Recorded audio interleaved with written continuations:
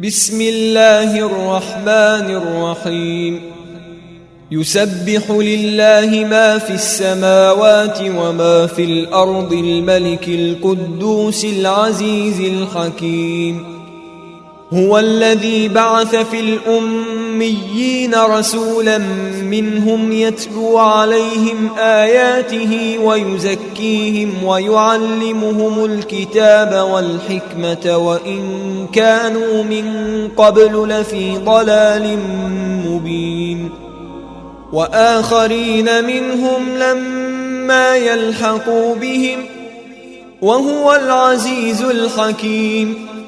ذلك فضل الله يؤتيه من يشاء والله ذو الفضل العظيم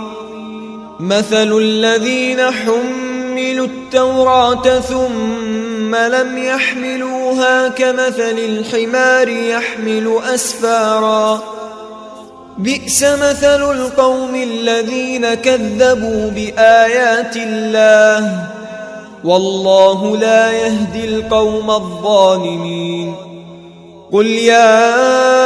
أيها الذين هادوا إن زعمتم أنكم أولياء لله من دون الناس فتمنوا الموت إن كنتم صادقين ولا يتمنونه أبدا بما قدمت أيديهم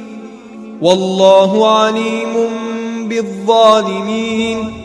قل إن الموت الذي تفرون منه فإنه ملاقيكم ثم تردون إلى عالم الغيب والشهادة فينبئكم بما كنتم تعملون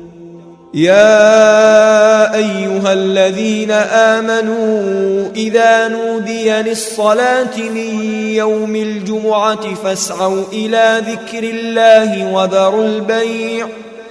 ذلكم خير لكم إن كنتم تعلمون